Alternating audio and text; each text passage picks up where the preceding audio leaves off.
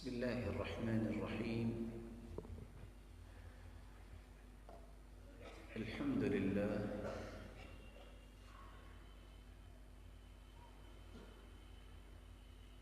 الذي من علينا بالهدى وأمرنا بالبر والتقوى. الصلاة والسلام على خير الورى وإمام الوفا وعلى آله وصحبه الذين سجيتهم الجود والسخاء ومن تبعهم بإحسان إلى يوم الإحصاء والهباء. أما بعد، فأعوذ بالله من الشيطان الرجيم. إن هذا القرآن يهدي للتي هي أقوم ويبشر المؤمنين الذين يعملون الصالحات أن لهم أجرا كبيرا.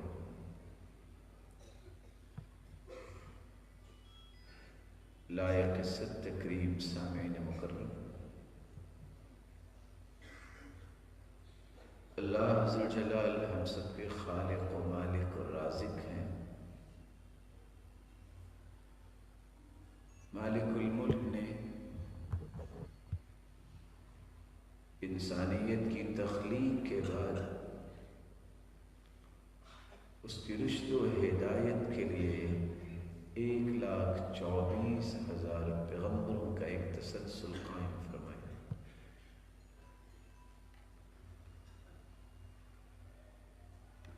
اس قوم کو دستور اور آئین سمجھانے کے لیے جہاں انبیاء اور رسول کی ایک جماعت دنیا میں مبعوث کی گئی، وہاں اس دستور مختلف ناموں کے ساتھ نازل کیا. کبھی زبور کے نام پہ، کبھی تورات اور انجیل کے نام پہ، اور آخری آسمانی اور الہامی کتاب قرآن مجید کو ان تمام کتابوں کا نچوڑ اور اس کی معائن بنا کے اللہ تعالیٰ نے نازل کیا. قرآن مجید یہ نوشتہ ہدایت ہے. قرآن مجید اس قدر بابرکت کتاب ہے، اس کی برکتوں سے ہم کنار بھی وہی ہوتا ہے اور اس کی لذتوں کو محسوس بھی وہی کرتا ہے جس کا اس قرآن کے ساتھ تعلق ہوتا ہے. اللہ تعالیٰ نے بہت ساری نعمتیں دنیا میں انسانوں کو عطا کی، لیکن 3 ایسی نعمتیں ہیں جو اللہ تعالیٰ نے بے مثال نعمتیں دنیا کو عطا کی ہیں. اسلام کی نعمت، قرآن کی نعمت اور صاحب قرآن کی صورت میں ایک نعمت. جو شخص ان 3 نعمتوں کو غنیمت سمجھتا ہے اور ان نعمتوں کے ساتھ اپنی وابستگیاں قائم کر لیتا ہے، اللہ تعالیٰ کا یہ بھی فیصلہ ہے کہ رب تعالیٰ اس انسان کو بھی دنیا کے لیے نعمت بنا دیتے ہیں. اسی قرآن مجید کے متعلق اللہ تعالیٰ نے 3 فیصلے سنائے ہیں، جن فیصلوں کو آج مجھے اور آپ کو سمجھنا چاہیے. سب سے پہلا فیصلہ جو اس قرآن کے متعلق رب تعالیٰ نے دیا ہے، وہ فیصلہ یہ ہے: روئے زمین پر بسنے والی جتنی مخلوق ہے، ان میں سے صرف وہ شخص حق و باطل کی تمیز کر سکتا ہے، صحیح اور غلط کا فرق کر سکتا ہے۔ یہ صلاحیت اللہ تعالیٰ اس انسان کو عطا کرتے ہیں جس کا تعلق اس قرآن سے جڑ جاتا ہے۔ اور اسی بات کو رب تعالیٰ نے کچھ یوں بیان کیا ہے، تبارک الذی نزل الفرقان علی عبدہ لیکون للعالمین نذیرا۔ بابرکت ہے وہ ذات جس نے ایک ایسی کتاب کو نازل کیا جس کو کتاب فرقان کہتے ہیں، فرق کر دینے والی۔ ساری زندگی انسان اپنی ذہنی توانائیوں کو استعمال کر کے کشید کیے گئے اذکار اور ریاضتیں، سجدے کرتا رہے، جب تک اس کی وابستگی قرآن سے نہیں ہوگی، وہ قرآن کو پڑھے گا نہیں، قرآن کو سمجھے گا نہیں، اس وقت تک اس کے اندر حق و باطل میں تمیز کرنا اور فرق کرنے کی صلاحیت پیدا نہیں ہوتی۔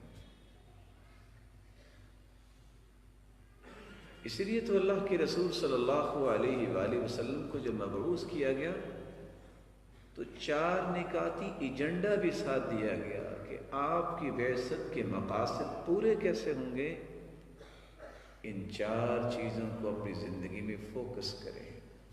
کون سی 4 چیزیں؟ لَقَدْ مَنَّ اللَّهُ عَلَى الْمُؤْمِنِينَ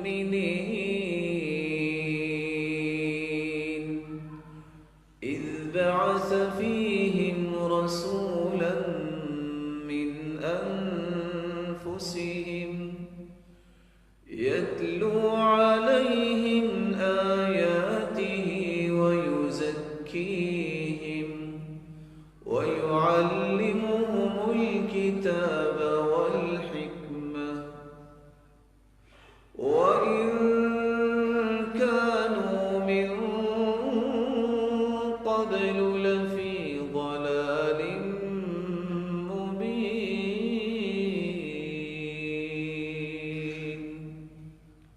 اللہ تعالیٰ نے احسان کیا، آخری پیغمبر محمد رسول اللہ صلی اللہ علیہ وسلم کو مبعوث کیا، اور ان کی ذمہ داری کیا لگائی؟ یتلو علیہم آیاتی، وہ لوگوں کو قرآن پڑھ پڑھ کے سنائیں۔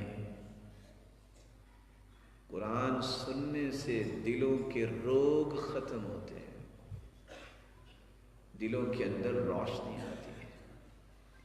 اور اللہ تعالیٰ نے جو قرآن میں لذت رکھی ہے، ایم اللہ، اللہ کی قسم دنیا کے کسی کلام میں وہ لذت ہو ہی نہیں سکتی۔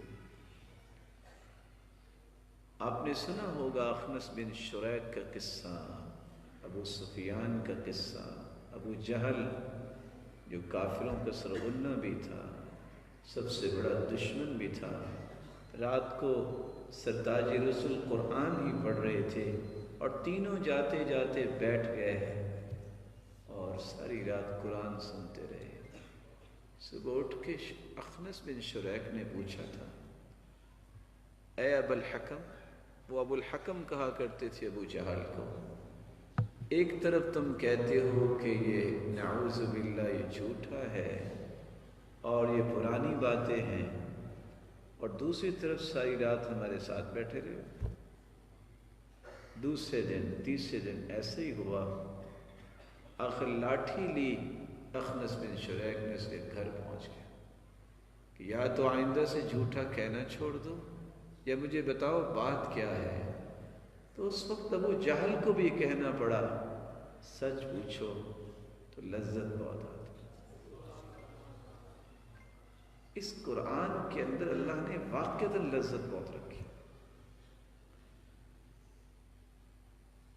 اللہ کی قسم دنیا کی کوئی ایسی بات، کوئی ایسا کھانا، کوئی ایسی چیز جس کو 5 سے 7 مرتبہ انسان کھا لے، پی لے، بات کر لے تو انسان کہتا ہے چلو اب کیا، کوئی اور چیز کھانی چاہیے، کوئی اور چیز پینی چاہیے، کوئی اور بات کرے۔ اس قرآن کو جتنا پڑھتے جائیں اتنی ہی لذتوں میں اضافہ ہی ہوتا جاتا ہے۔ دوسری ذمہ داری اللہ کے رسول صلی اللہ علیہ وسلم کی یہ تھی وَيُزَكِّيهِمْ، ان آیات کی روشنی میں قوم کی تربیت کریں، تزکیہ کریں، پیوریفیکیشن، بیوٹیفیکیشن، قومی رویوں کی ریفائننگ ہو، ان کی عادات میں اس طرح اچھائیاں پیدا کی جائے، پھر ان کی گرومنگ کی جائے، ان کی پالشنگ کی جائے۔ یہ اللہ کے رسول صلی اللہ علیہ وسلم کی بنیادی ذمہ داریوں میں سے ایک ذمہ داری تھی۔ وَيُعَلِّمُهُمُ الْكِتَابَ وَالْحِكْمَةَ، اس خوبصورت تربیت کو پھر مضبوط بنانے کے لیے، دیرپا بنانے کے لیے، اس کے نقوش کو گہرا کرنے کے لیے باقاعدہ کتاب و حکمت کی تعلیم دینا، یہ رسول اللہ صلی اللہ علیہ وسلم کی ذمہ داریوں میں سے ذمہ داریاں تھیں۔ اور راز کیا شریعت نے بیان کیا ہے؟ یہ 4 زاویے جب تک اللہ کے رسول صلی اللہ علیہ وسلم نے اختیار نہیں فرمائے، وَإِن كَانُوا مِن قَبْلُ لَفِي ضَلَالٍ مُبِينٍ، لوگ تو واضح گمراہی میں تھے۔ آج بھی اگر قوم کو گمراہی سے نکالنا ہے، جب تک قرآن سنایا نہیں جائے گا، سمجھایا نہیں جائے گا، قرآن سمجھ کے پڑھا نہیں جائے گا، اس قرآن کی تعلیم کو عام نہیں کیا جائے گا، حکمت اور دانائی جو رسول اللہ صلی اللہ علیہ وسلم کی زبان اطہر سے نکلی، یا آپ کے اعمال مبارکہ ہیں جو اس قرآن کی وضاحتیں پیش کرتی ہیں، ان ساری چیزوں کو جب تک معاشرے میں عام نہ کیا جائے گمراہیاں ختم نہیں ہوتی۔ اللہ تعالیٰ نے اس قرآن کے متعلق اپنے محبوب کی زبان مقدس سے کتنی خوبصورت باتیں نکلوائی۔ یہ وہ دولت ہے جس کے بارے میں اللہ ذوالجلال کے محبوب نے فرمایا تھا، الماہر بالقرآن مع السفرة الکرام البررة، جو قرآن مجید میں مہارت حاصل کرتا ہے پڑھنے میں، اس کے سمجھنے اور فہم و بصیرت میں، اس کے مطابق عمل کرنے میں، اور اس کے مبارک پیغامات کو دنیا کے کونے کونے تک پہنچانے میں، یہ ایسا بختور انسان ہے، خوش نصیب اور سعادت مند انسان ہے جب قیامت کے دن صفیں بنائی جائیں گی، وَعُرِضُوا عَلَىٰ رَبِّكَ صَفًّا، جب لوگوں کو صفوں میں کھڑا کیا جائے گا، وہاں فرشتوں کی بھی صفیں ہوں گی، وہاں نیک لوگوں کی بھی صفیں ہوں گی۔ رب تعالیٰ کا یہ فیصلہ ہوگا کہ آج خاکی صفوں میں تمہیں کھڑا نہیں ہونا، آ جاؤ ان خاکی صفوں سے نکل کر ان صفوں میں جن صفوں میں جبریل امین کھڑے ہیں۔ یہ اس انسان کو نصیب ہوگا جس نے اس قرآن میں مہارت حاصل کی۔ اسی لیے تو رسول اللہ صلی اللہ علیہ وسلم نے فرمایا لا حسد الا في اثنتين، رجل آتاه الله القرآن فهو يقوم به آناء الليل وآناء النهار، ورجل آتاه الله مالا فهو ينفق منه آناء الليل وآناء النهار۔ دنیا میں 2 ہی ایسی شخصیات ہیں جن کو دیکھ کے آپ کے اندر تڑپ پیدا ہونی چاہیے، تھرسٹ پیدا ہونی چاہیے، شوق اور ذوق پیدا ہونا چاہیے، غبطہ اور رشک آپ ہونا چاہیے، یہ آپ کو کہنا چاہیے یا اللہ مجھے بھی ایسا بنا دے، میرے بچوں کو بھی ایسا بنا دے۔ وہ کون سی دو شخصیات ہیں؟ ایک وہ اس کو رب تعالیٰ نے قرآن کی دولت سے مالا مال کیا ہے، صرف قرآن اس کے پاس نہیں بلکہ قرآن کے مطابق عمل ہے۔ کیسا عمل؟ دن رات وہ قرآن اللہ ذوالجلال کی رضا کے لیے پڑھتا نظر آتا ہے، اللہ کے سامنے کھڑا ہو کے رب تعالیٰ کی عبادت کرتا نظر آتا ہے۔ اور دوسرا وہ جس کو اللہ نے مال دیا ہے اور دن رات وہ رب کی رضا کے لیے خرچ کرتا نظر آتا ہے۔ قیامت کا دن ہوگا، کیسی ہولناکیاں ہوگی قیامت کے دن۔ قرآن مجید نے اس کا نقشہ بھی کھینچا ہے۔ یوم یفر المرء من اخیہ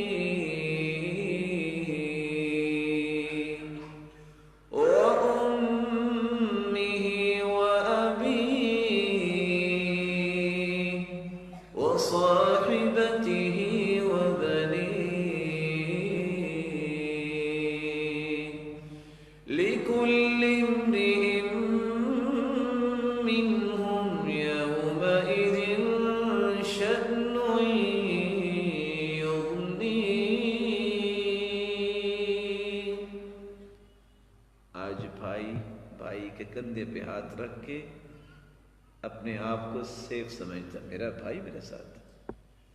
قیامت کو بھائی بھائی سے بھاگ جائے گا، وَأُمِّهِ وَأَبِيهِ، ماں باپ سے انسان بھاگ جائے گا، وَصَاحِبَتِهِ وَبَنِيهِ، بیوی کے پیچھے لگ کے کس طرح رب کی نافرمانیاں انسان کرتا ہے، والدین کے ساتھ بھی ناتا رشتہ توڑ لیتا ہے، بلکہ بیوی کی باتوں کے پیچھے لگ کے اپنے بھائیوں بہنوں کے ساتھ کیا کیا زیادتیاں کر جاتا ہے۔ قیامت کو یہ بیوی سے بھی بھاگ جائے گا، کہے گا کہ لستی زوجتی، اور وہ کہے گی لست زوجی، تم میرے خامد نہیں، وہ کہے گا تم میری بیوی نہیں، کسی کو خیال ہی نہیں ہوگا، اولاد سے بھاگ جائے گا۔ اور حالت کیا ہوگی؟ رسول اللہ صلی اللہ علیہ وسلم فرماتے ہیں یکون الناس علی قدر اعمالہم فی العرق، لوگ اپنے گناہوں کی وجہ سے پسینے میں ہوں گے، فمنہم من یبلغ الی کعبیہ، کسی کا پسینہ اس کے ٹخنوں تک ہوگا، ومنہم من یبلغ الی رکبتیہ، کسی کا پسینہ اس کے گھٹنوں تک ہوگا، ومنہم من یبلغ الی حقویہ، کسی کا پسینہ اس کی کمر تک ہوگا، ومنہم من یلجمہم الجاما، اور کسی کا پسینہ اس کے منہ تک ہوگا جیسے لگام پہنائی ہوئی ہے۔ اور صحیح بخاری کے الفاظ یہ ہے حتی یبلغ، یہاں تک کہ پسینہ الی 70 ذراعا، 70 ہاتھ پسینے میں وہ ڈبکیاں کھا رہے ہوں۔ ایسی ہولناکیوں کے اندر وہ کتنا خوش نصیب انسان ہے جس کے بارے میں یہ فیصلہ کر دیا جائے گا یجیء القرآن یوم القیامہ کالرجل الشاحب، خوبصورت انسان کی شکل میں قرآن آئے گا اور رب تعالیٰ کے سامنے اپنی سفارش اور شفاعت رکھے گا، یا ربی، اے لوگوں کے پالنے والے، اے رب، اس اپنے بندے کو انعام سے نوازیے، فیلبس حلۃ الکرامہ، کرامت کا لباس پہنایا جائے گا، خلعت فاخرہ اس کو پہنایا جائے گا، پھر کہے گا یا ربی، اے رب، اور اس کو انعامات سے نوازیے، فیلبس تاج الکرامہ، کرامت کا تاج پہنایا جائے گا۔ اور سلسلہ صحیحہ کی روایت کے الفاظ یہ ہیں جب تاج والدین کے سر پہ رکھا جائے گا، اس کی روشنی سورج کی روشنی سے بھی زیادہ ہوگی، تو بندہ سوال کرے گا یا ربی بما کسینا، اللہ یہ تاج ہمیں کیسے پہنایا گیا، کیوں پہنایا گیا؟ تو وہاں دو جواب ہیں حدیث میں، بِتَعْلِيمِ وَلَدِكُمَ الْقُرْآنَ، تم نے اپنے بچے کو قرآن کی تعلیم سے آراستہ و پیراستہ کیا، بِأَخْذِ وَلَدِكُمَ الْقُرْآنَ، تم نے اپنی اولاد کے ہاتھوں میں قرآن تھما دیا۔ یہ وہ تاج ہے، لا تقوم لہم الدنیا، ان دونوں تاجوں کی قیمت پوری دنیا کو بیچ کر بھی انسان ادا نہیں کر سکتا۔ یہ وہ قرآن ہے جس کو آج امت نے چھوڑ دیا۔ دنیا کا کوئی عمل ایسا نہیں ہے، آپ پورا قرآن پڑھ لیجئے، کتب حدیث، جملہ کتب حدیث کا مطالعہ کر لیجئے، جو ہی انسان دنیا سے جائے گا انقطع عملہ، اس کا عمل منقطع ہو جاتا ہے، الا من ثلاث، تین اعمال ایسے ہیں کہ وہ نیکیوں کا باعث بنتے رہتے ہیں، من صدقۃ جاریہ، صدقہ جاریہ ہے، او علم ينتفع به، اور ایسا علم جس سے نفع حاصل کیا جائے، او ولد صالح يدعو له، یا نیک بچے کی دعا جو ہے وہ انسان کے درجات کا باعث بنتی ہے۔ واحد یہ قرآن مجید کی عظمت ہے کہ جب اس ہولناکیوں میں اللہ عز و جلال اپنے اس قرآن پڑھنے والے کو انعام دینا چاہیں گے تو حدیث کے الفاظ ہیں، یقال لصاحب القرآن، اس وقت صاحب قرآن سے کہا جائے گا، اقرا، پڑھیے قرآن، ورتقی، اور چڑھیے سیڑھیوں پر، ورتل کما کنت ترتل فی الدنیا، اور اسی طرح ٹھہر ٹھہر کر قرآن پڑھیے جس طرح تم دنیا میں پڑھتے تھے، فإن منزلتک عند آخر آیۃ تقرأها، تمہارا مقام وہاں ہوگا جہاں من الجنۃ والناس آئے گی۔ اور دوسری روایت صحیح الجامع کی روایت بتاتی ہے، رسول اللہ صلی اللہ علیہ وسلم نے فرمایا، وَيُزَادُ بِكُلِّ آیَةٍ حَسَنَةٍ، بندہ وہاں بھی پڑھے گا قرآن تو ہر آیت پہ اس کو وہاں بھی نیکیوں میں اضافہ کیا جائے گا۔ یہ واحد قرآن ہے، یہ واحد قرآن مجید کی عظمت ہے۔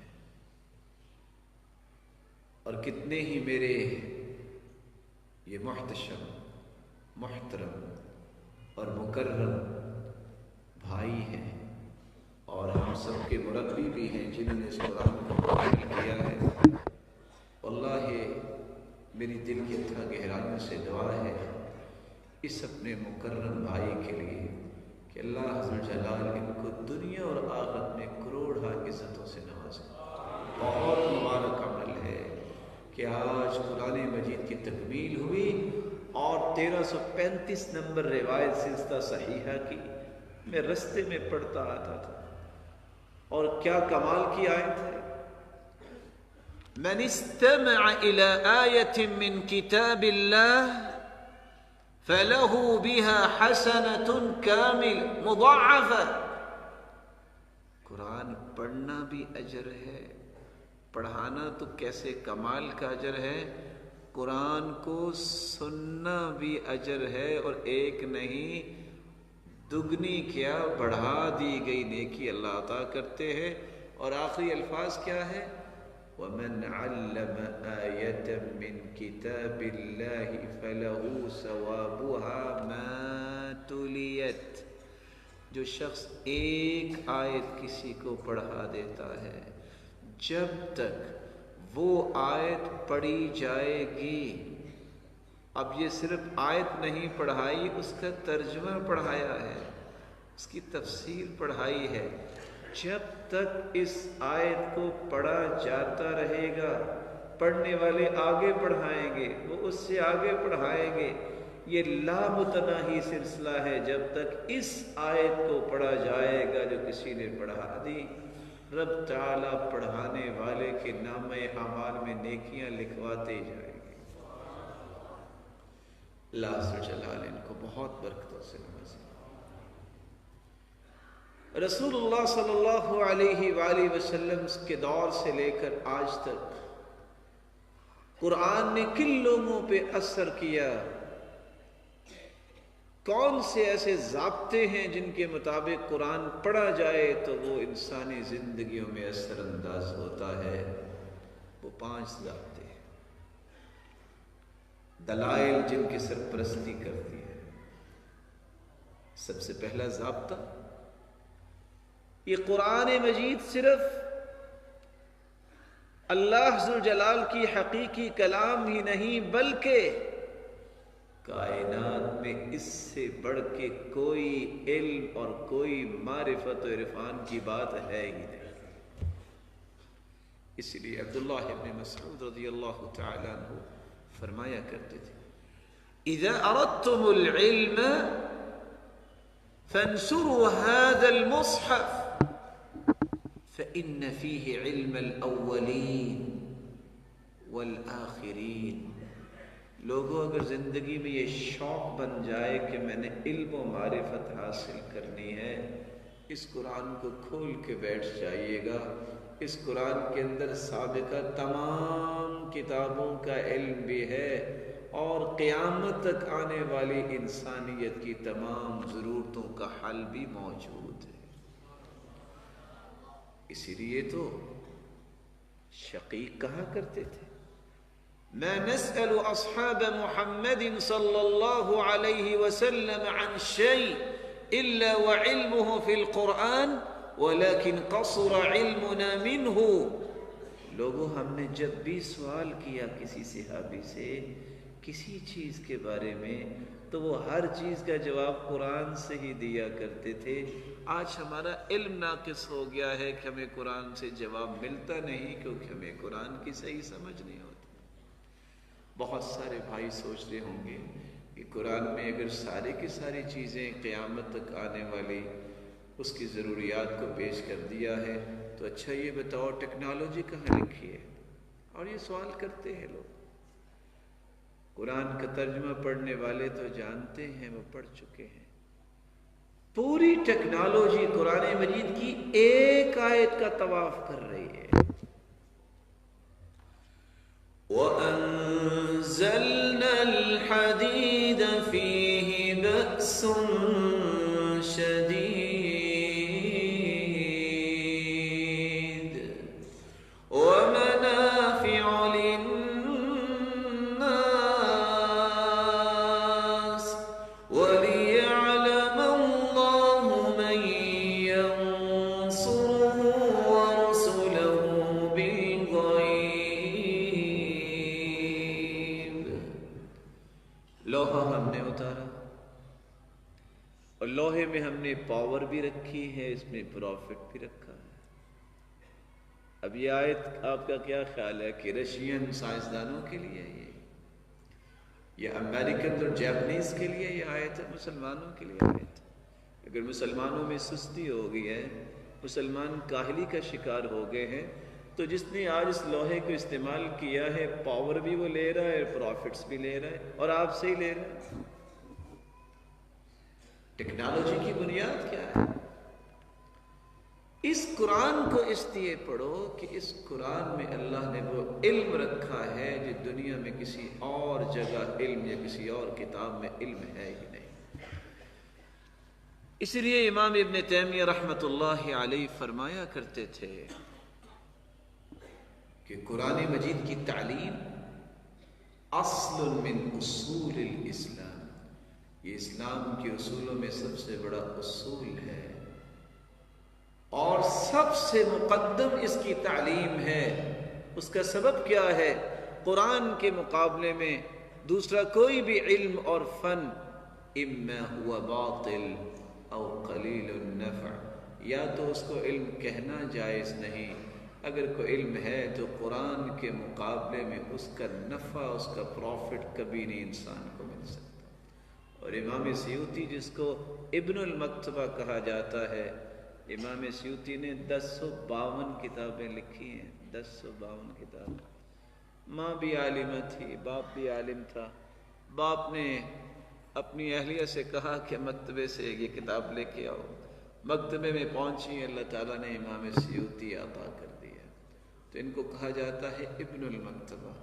اور وہ کہا کرتے تھے تعلیم الصبیان القرآن اصل من اصول الاسلام به ينشأ على الفطرة ويسبق إلى قلوبهم أنوار الحكمة قبل تمكن الأهواء منها وسوادتها بأكدار المعصية والضلال۔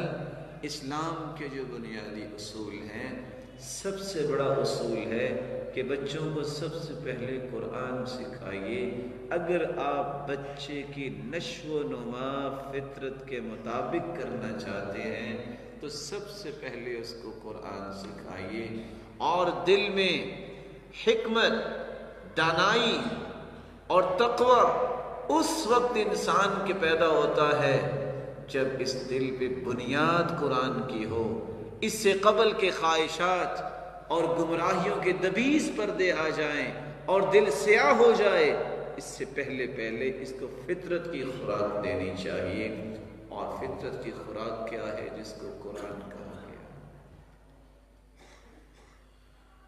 رسول اللہ صلی اللہ علیہ وآلہ وسلم کے زمانے سے لے کر آج تک دوسرا تقاضا یہ رہا گیا کہ اس قرآن کو صرف علم و معرفت کے لیے ہی نہیں، بلکہ اس کی فہم، اس میں تدبر، تفکر انسان کو کرنا چاہیے۔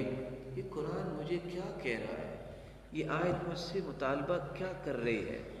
یہ وہ لوگ ہیں جو کائنات میں سب سے اللہ کے پیارے ہیں۔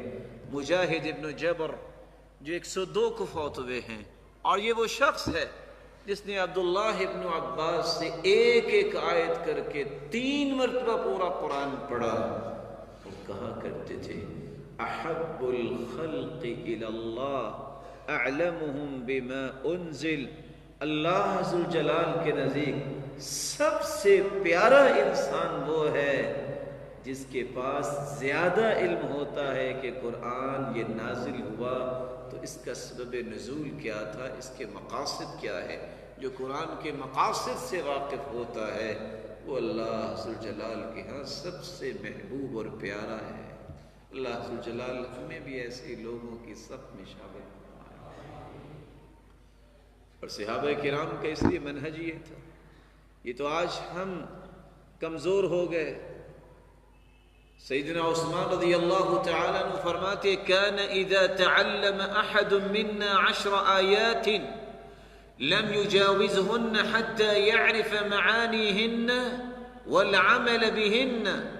صحابہ کرام میں سے جب کوئی 10 آیتیں سیکھتا، 11ویں آیت اس وقت تک سیکھتا نہیں تھا جب تک ان 10 آیات کے معانی نہ سیکھ لیتا اور اس کے مطابق عمل نہ کر لیتا۔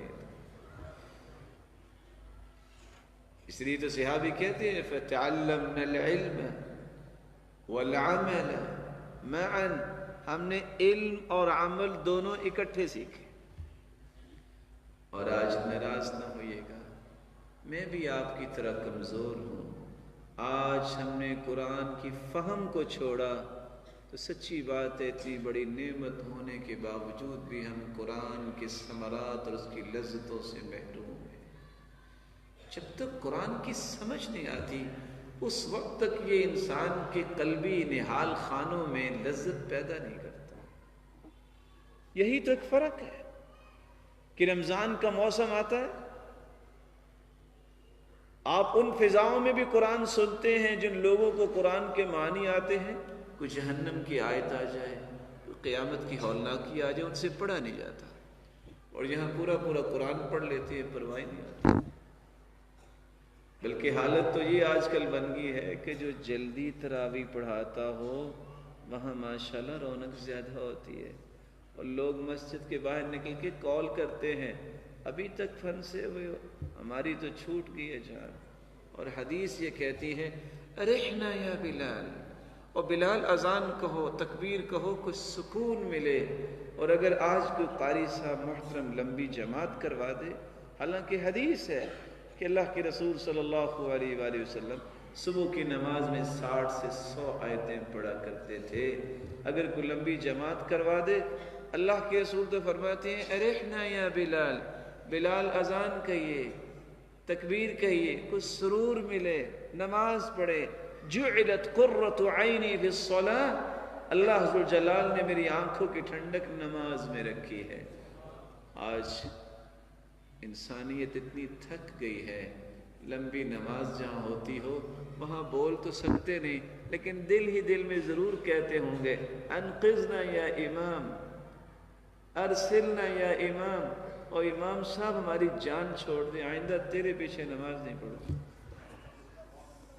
اجری کہتے ہیں قرآن اصل میں ان لوگوں کے دلوں پہ اثر کرتا ہے جو قرآن کو کھولتا ہے، جب وہ مفلحون کی آیت پہ پہنچتا ہے رک جاتا ہے، کہتا ہے یا اللہ یہ ہے مفلحین، یہ ہے کامیاب. متی اکون من المفلحین، میں کب ان لوگوں کی صف میں جاؤں گا؟ جب وہ متقین کی آیت پڑھتا ہے رک جاتا ہے، کہتے ہیں یا اللہ متی اکون من المتقین، میں کب متقی بنوں گا؟ دعا کرتا ہے کان اذا مر بآیۃ رحمہ، اللہ کے رسول کا انداز ہی یہ تھا جب آپ رحمت کی آیتیں پڑھتے رک جاتے، سأل، رب سے رحمتوں کا سوال کرتے. وَإِذَا مَرَّ بِآيَةِ عَذَابٍ تَعَوَّذ، جب بھی عذاب کی آیتیں آتی رک جاتے اور اللہ کی پناہ طلب کرتے. وَإِذَا مَرَّ بِآيَةٍ فِيهَا تَنزِيهُ اللَّهِ، اور جس میں اللہ ذوالجلال کی حمد و ثنا اور پاکی بیان کی گئی ہے، ان آیات کو پڑھتے سبح، تو اللہ ذوالجلال کی تسبیح بیان کرتے.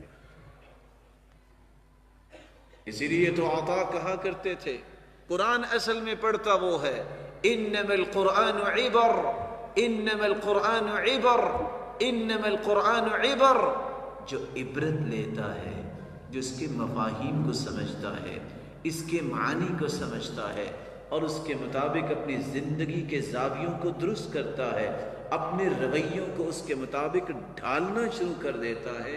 اصل قرآن کے ساتھ سچی محبت اس انسان کی. سعید ابن جبیر اس لیے کہا کرتے تھے، یہ بھی عبداللہ بن عباس کے شاگرد ہیں، 97 کو فوت ہوئے ہیں. وہ کہا کرتے تھے من قرأ القرآن ولم يعلم تأویلہ وهو كالأعمى وكالأعرابی، جو قرآن پڑھتا ہے اس کے معنی سے واقف نہیں، اس کی تفسیر سے واقف نہیں، وہ تو ایسے جیسے نبینا، چلتا تو ہے راستے پہ لیکن اس کو صحیح راستہ نظر تو نہیں آتا. کالاعرابی، دیہاتی ہے وہ، تو اس کو کیا پتا کہ تہذیب کے زاویے کیا ہوتے ہیں اور کلام کی شستگیاں کیا ہوتی ہیں، معاملات کی گتھیاں کیسے سلجھائی جاتی ہیں اور قرآن مجید سے رہنمائیاں کیسے لی جاتی ہیں، اس کو پتہ ہی نہیں ہے.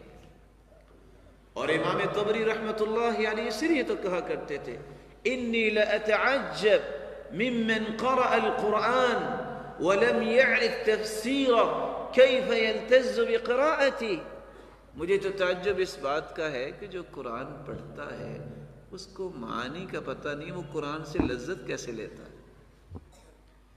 اور امام زرکشی رحمۃ اللہ علیہ اس لیے فرمایا کرتے تھے من لم يكن له علم وفهم وتقوى لم يدرك من لذة القرآن شيئا، جس کے پاس قرآن کا علم نہیں، جس کے پاس قرآن کی فہم نہیں، جس کے پاس فہم کے بعد تقوی نہیں، وہ قرآن کی لذت کو کیسے پا سکتا ہے؟ وہ قرآن کی لذت پا ہی نہیں سکتا.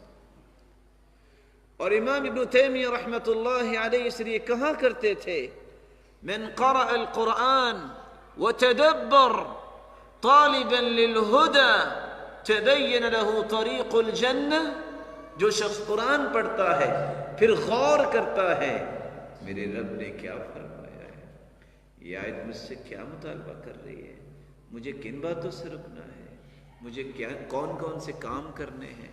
جو اس انداز سے قرآن کو پڑھتا ہے رب تعالیٰ سے پھر وہ طلب کرتا ہے اللہ مجھے ہدایت سے ہم کنار کر دے، رب تعالیٰ اس کے لیے جنت کا راستہ واضح کر دیتے ہیں۔ قرآن مجید کو پڑھو سب سے بڑا علم اور معرفت سمجھ کر۔ قرآن مجید کو صرف تلاوت نہیں، نو ڈاؤٹ کہ تلاوت کرنے کا بھی بہت بڑا اجر ہے، لیکن زندگیوں میں چینج آئے گی تو قرآن پڑھو کہ یہ دستور ہے، یہ آئین ہے جو اللہ کی طرف سے نازل ہوا، اس کی ایک ایک شک کا کوئی معنی ہے، ایک ایک شک کا کوئی مفہوم ہے، یہ میری زندگی میں لاگو ہونا ہے۔ اس دستور کو جب تک آپ سمجھیں گے نہیں، آپ کی زندگی میں چینج نہیں آئے گا۔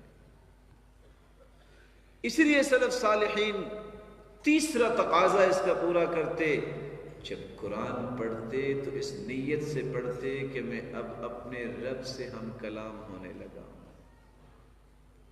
کس طرح وہ اپنے آپ کو پاکیزہ بنا کے قرآن پڑھتے، صرف دن میں ہی نہیں، وہ رات کو بھی اگر ایک آیت شروع کرتے تو یہ صحابہ کرام کی عادات، یہ اللہ کے رسول کے سکھائے ہوئے طریقے، وہ ایک ایک آیت پہ ہی راتیں گزار دیتے ہیں۔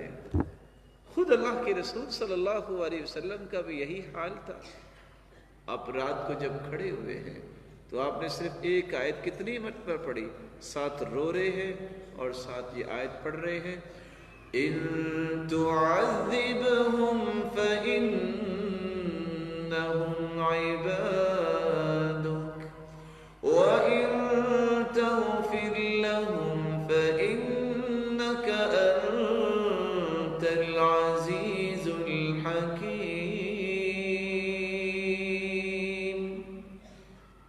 اے اللہ،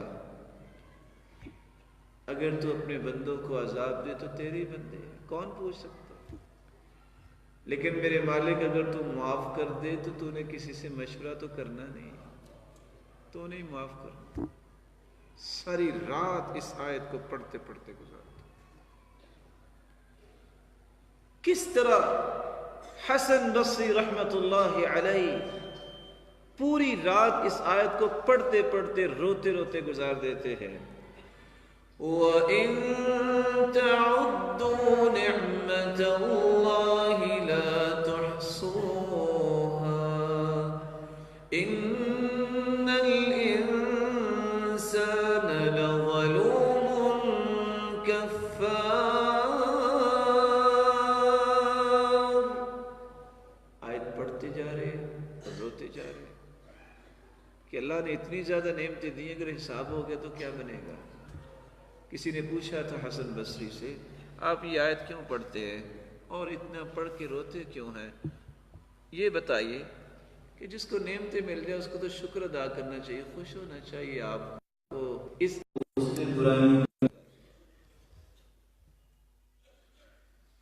اسماء رضی اللہ تعالی عنہا راوی روایت کرتے ہیں، میں ان کے پاس گیا، عشاء کی نماز کے بعد وہ کھڑی ہو گئی، میں نے کہا چلو میں بازار سے کوئی کام کر کے واپس آ جاتا ہوں۔ جب میں گیا تو اس وقت بھی یہی آیت پڑھ رہی تھی، جب میں واپس آیا تو تب بھی وہ یہی آیت پڑھ رہی تھی، اور حالت کیا تھی، آیت پڑھتی اور روتی اور آیت پڑھتی اور رونا شروع کر دیتی۔ فَمَنَّ اللَّهُ عَلَيْنَا وَوَقَانَا عَذَابَ السَّمُومِ۔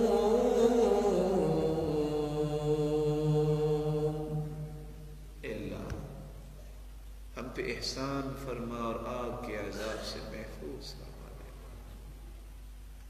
تو تیسرا تقاضا یہ پورا کرنے کے لیے، یہ وہ مرحلہ ہے جب انسان یکسوئی کے ساتھ پڑھتا ہے، معانی پہ غور کر کے پڑھتا ہے، تدبر کرتا ہے۔ یہ تدبر جو ہے، اسی کے بارے میں تو عبداللہ ابن عباس کہا کرتے تھے، تذاکر العلم بعد لیلہ، قرآن مجید کا جو علم ہے معمولی سا مذاکرہ اس کا کر لیا جائے اور سمجھ آ جائے انسان کو، احب الی من احیائها، ساری رات تہجد سے مجھے یہ پیارا لگتا ہے۔ اور حسن بصری رحمت اللہ علیہ کہا کرتے تھے، من كانت له فکرہ ففی کل شیء له عبرہ، جس کو اللہ تعالیٰ فکر تازہ کر دے کہ میں نے سوچنا ہے کہ قرآن میں اللہ نے کہا کیا ہے، اللہ تعالیٰ اسے ہر چیز میں ہی سبق دے دیتے ہیں، عبرت دے دیتے ہیں۔ چوتھا تقاضا یہ ہے، یہ قرآن صرف اس لیے نہیں آیا کہ آپ ضعیف حدیث کے مطابق کسی کو موت نہیں آ رہی تو وہاں کہو کہ یاسین پڑھنے سے اس کی جان جلدی نکل جائے گی۔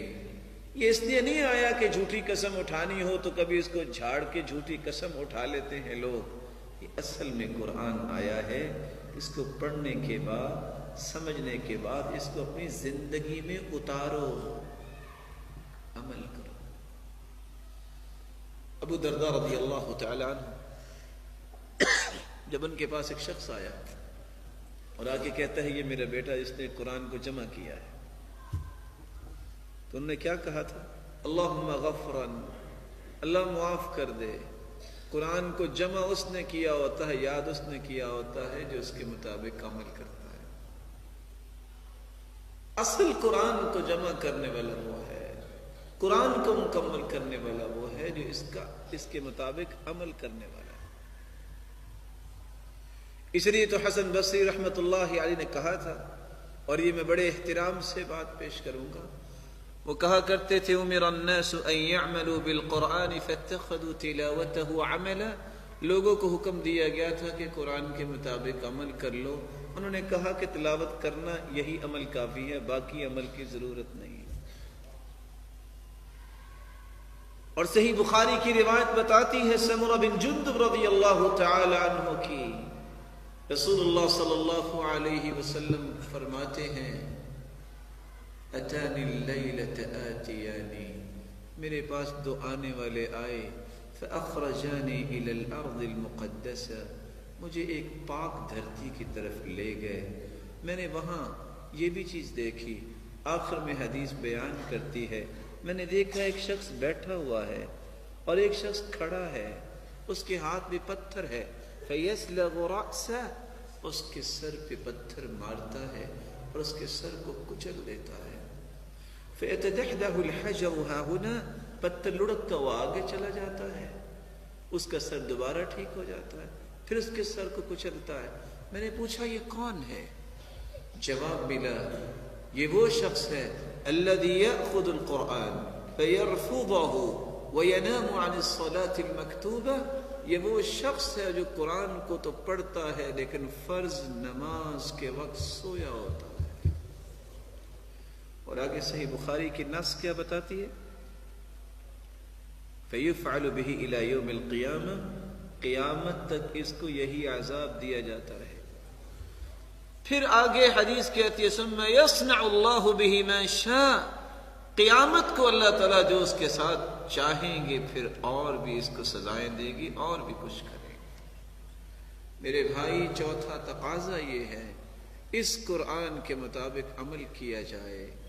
یہ قرآن عمل کے لیے آیا ہے، یہ کتاب اصل میں ہے ہی اس لیے کہ میری اور آپ کی زندگی کے زاویے ایسے بن جائیں کہ ہم اللہ کے محبوب اور پیارے بن جائیں۔ ان اللہ یرفع بهذا الكتاب اقواما ویضع به آخرین، اللہ ذوالجلال قوموں کو عزت دیں گے اور دیتے ہیں تو اس قرآن کی وجہ سے، اور قومیں ذلیل ہوں گی تو اس وقت جب اس قرآن پہ عمل ختم ہو جائے گا۔ اور میں آج اتفاق سے سوچ رہا تھا، بلکہ میں نے ایک گزارش کی بھی ہے رستے میں آتے، قرآن مجید میں سورۃ الفاتحہ ہے جس کے بارے میں مسلمانوں تک یہ اطلاع تو پہنچ چکی ہے، کوئی مانتا ہے یا نہیں مانتا؟ لا صلاة لمن لم يقرأ بفاتحة الكتاب، سورۃ الفاتحہ جو نہیں پڑھتا اس کی نماز نہیں ہوتی۔ یہ سبع المثانی ہے، اکیلی سورۃ الفاتحہ پوری تورات کے بدلے میں اللہ تعالیٰ نے عطا کر دی ہے، پوری انجیل کے بدلے میں اللہ تعالیٰ نے عطا کر دی ہے۔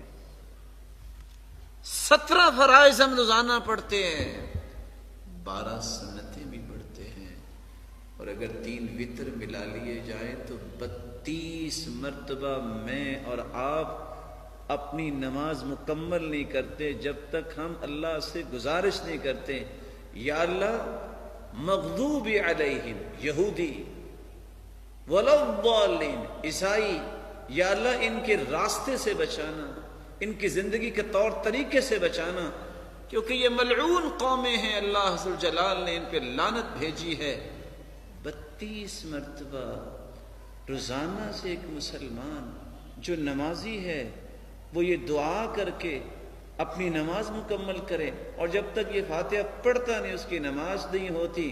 اور پھر یہی مسلمان 25 دسمبر آئے تو انہی لوگوں کو جن کو ملعون کہتا ہے، لعنتی کہتا ہے، جن کو مغضوب علیہم کہتا ہے کہ ان پہ اللہ کا غضب ہے، جن کو کہتا ہے کہ ولضالین تو گمراہ ہیں، انہی کو جا کے کہتا ہے کہ ہم آپ کے بھائی ہیں اور آپ کو ہم جو ہے یہ کرسمس ڈے پہ مبارکباد پیش کرتے ہیں۔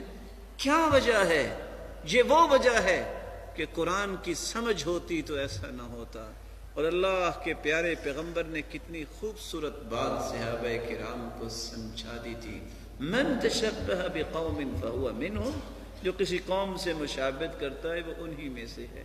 مجھے یہ بتائیے، ہو سکتا ہے آپ میں سے کسی نے گاڈ سپیل پڑھی ہو، اناجیل کا مطالعہ کیا ہو، یہ متی، مرقس، یوحنا، لوقا، برنباس، بائبل بھی ایک لائن نہیں پیش کر سکتی کہ سیدنا عیسیٰ نے اپنی یہ ولادت کا دن منایا ہو، کسی حواری نے یہ دن منایا ہو۔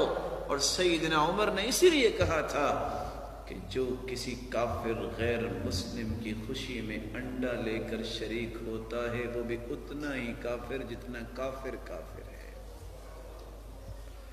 یہ 32 مرتبہ لعنتی لوگوں کا نام لے کے ان سے اللہ تعالیٰ کی پناہ میں آنے کے بعد یہ کیسے یہ 500 کا جو ہے وہ فلیکس بناتا ہے کہ میں مسیحی برادری کو جو ہے وہ مبارک دیتا ہوں۔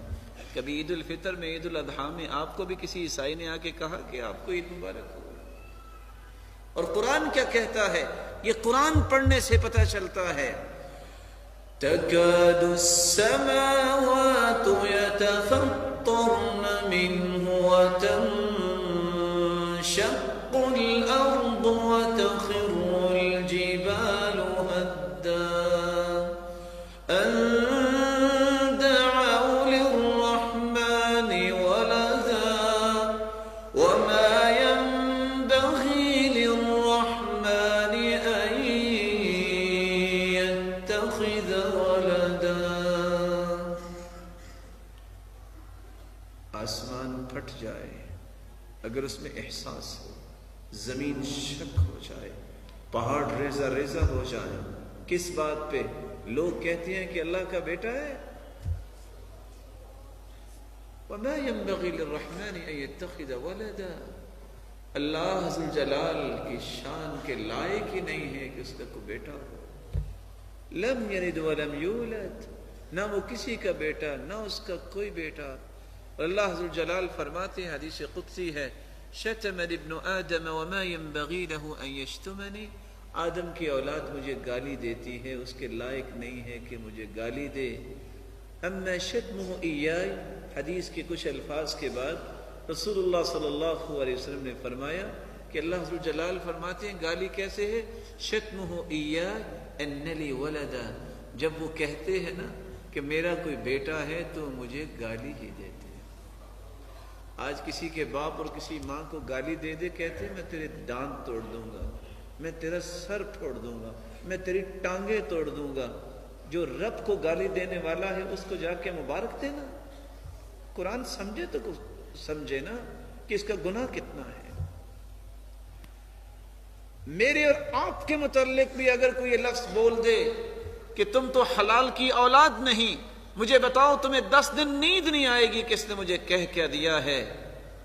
آج جو لوگ آپ کے اس ایمان کے بارے میں، میرا اور آپ کا ایمان ہے کہ ہم تمام انبیاء پہ ایمان لاتے ہیں، عیسیٰ علیہ السلام بھی اللہ کے پیغمبر ہیں، اللہ کے نبی ہیں، اور جس کے بارے میں وہ لوگ کہیں کہ مریم علیہ السلام ان کی نعوذ باللہ والعیاذ باللہ نقل کفر نباشت، ہمارے منہ میں آنکھ خاک جو ہے ہم اس طرح کے الفاظ بولیں، جو لفظ یہ لکھ دیتا ہے اور آج وہ لوگ پڑھتے بھی ہیں کہ یوسف النجار کے ساتھ مریم علیہ السلام کی دوستی ہوئی، جس کی پیدائش میں عیسیٰ پیدا ہوئے، اس کو بھائی کہتے ہو؟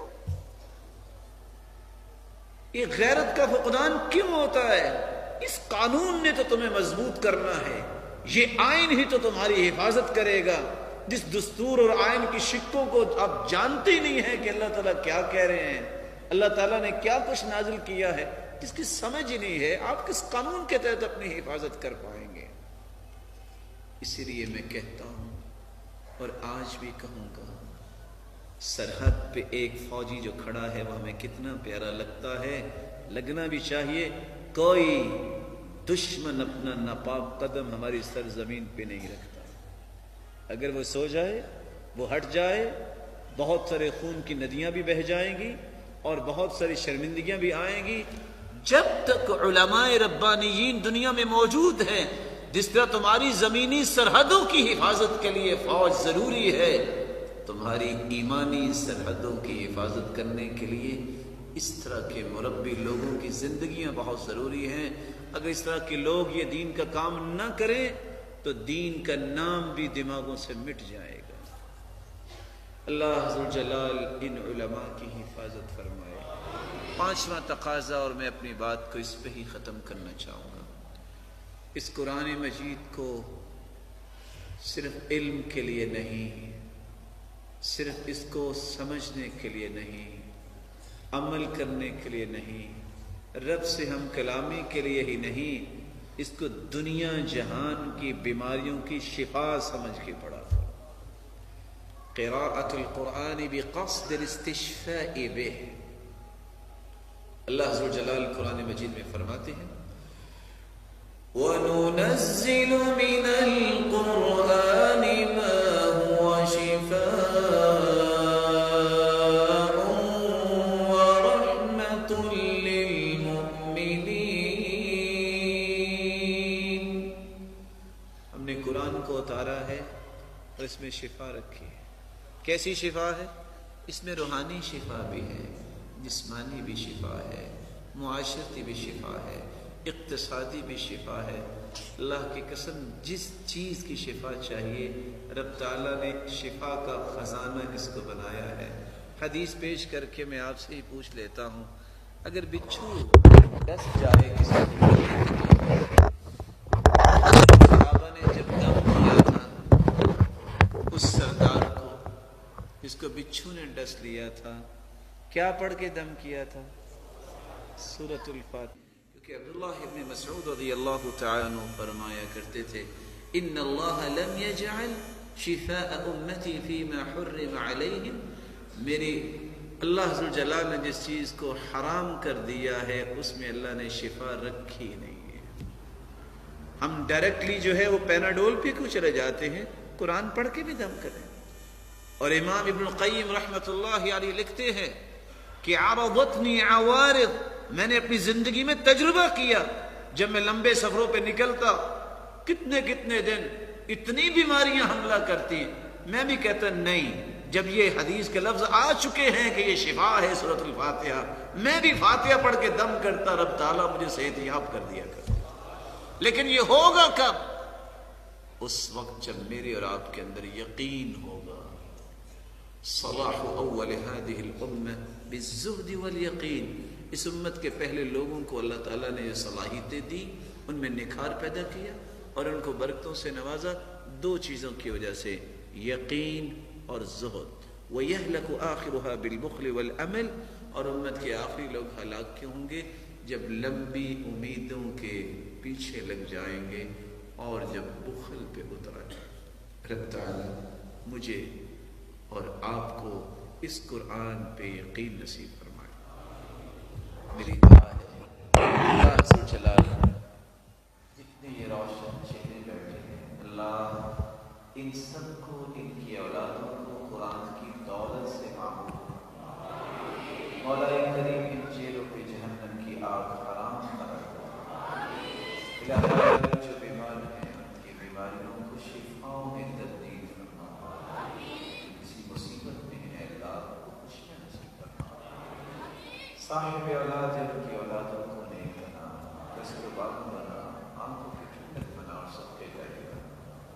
مولا کریم جو بھی اولاد ہیں ان کی جوڑیوں کو بھی بارونق بنا۔ الہ العالمین جنہوں نے قرآن مجید کا یہ ترجمہ مکمل کیا ہے، اے اللہ ان کو تو دنیا میں بھی عزتوں سے نواز اور آخرت میں بھی بلند درجات نصیب۔ مولا کریم نے ان کی اس قرآن پڑھنے کے لیے دو شے آخرت بنا۔ اور میرے مالک میرے اس مکرم اور محتشم بھائی کی زندگی میں برکت فرما۔ اللہ تیری رحمت بڑی وسیع ہے، جس طرح تیرے گھر کو آباد کرنے والے اس تیرے پیارے اور مبارک بندے نے کوشش کی ہے اللہ، تو ان کے اور ان کی اولادوں کی قیامت کے دن جنت الفردوس میں گھروں کو آباد فرما۔ کروڑ رحمتوں، راحتوں، عزتوں اور برکتوں سے نواز۔ اس طرح آج تیرے گھر میں جمع ہیں، اے اللہ ہم سب